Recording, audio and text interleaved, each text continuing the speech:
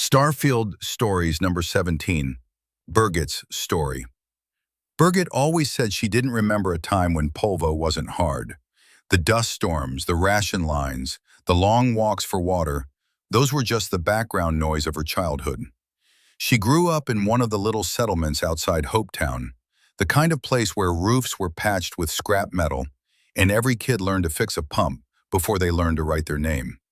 Life wasn't cruel, exactly, just indifferent. You survived because you had to. But even in that rough world, Birgit carried a softness that didn't make sense to anyone but her. She believed people were mostly good. She believed tomorrow could be better. And she believed, more than anything, that hard work meant something. Her reputation started early. The girl who could fix anything. Broken comms units, jammed doors, sputtering condensers. Birgit could coax life back into machines most folks had given up on. She never bragged about it. She just smiled, wiped the dust off her hands and said, it just needed someone to care about it. That was how Hope Tech found her. A mechanic from the factory came through her settlement one day, saw her elbow deep in a busted purifier, and asked who she apprenticed under. When she said no one, he laughed, then realized she wasn't joking. A week later, she had a job offer. It wasn't glamorous, it wasn't high-paying, but it was steady, it was safe, it was a future, and it was the first time in her life she felt chosen.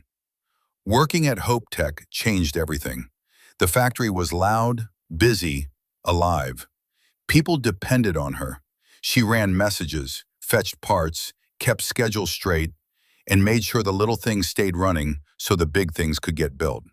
She wasn't an engineer, not officially, but everyone knew she was the one who could find the missing bolt, calm the frustrated worker, or get a stubborn machine humming again. And then there was Ron Hope. Birgit didn't just admire him, she believed in him. To her, Ron wasn't a CEO or a politician or a man with power. He was the person who built something out of nothing on a planet where nothing came easy. He gave people jobs. He gave Polvo a future. He gave her a chance. She kept his office tidy, brought him reports, made sure he ate on days he forgot, and greeted every visitor with the same bright, hopeful smile. Ron treated her kindly, and that was enough. In her eyes, he was the best of Polvo, the proof that someone could rise above the dust and still care about the people living in it. Lately, though, things had changed. Ron seemed distracted, tired. He spent more time behind closed doors, more time pacing, more time staring at screens with a look she didn't recognize. Workers whispered about trouble with the Freestar Rangers, about shipments gone missing, about decisions being made far above their pay grade. Birgit didn't understand any of it. She didn't want to. She just wanted things to go back to the way they were. She told herself Ron was just under pressure, that he'd fix whatever was wrong, that he always had a plan, and she held on to that belief with both hands. Because for Birgit, Hope Tech wasn't just a job, it was home. And Ron Hope wasn't just her boss. He was the man who made her believe she mattered. She had no way of knowing how close everything was about to change.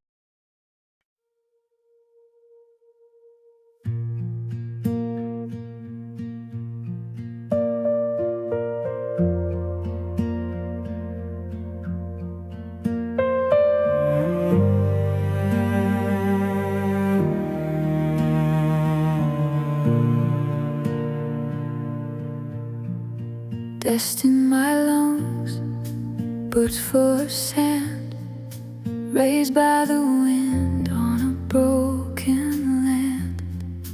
Water was rationed, dreams were thin, but I learned to fix what others gave in. Patchwork roofs and rusted steel.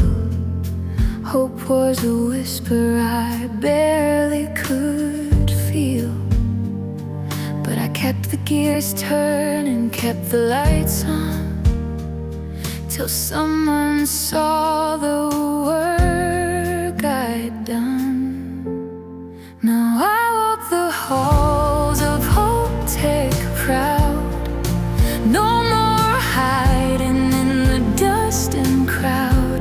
Ron gave me a name, gave me a place, and I found my worth in this busy space.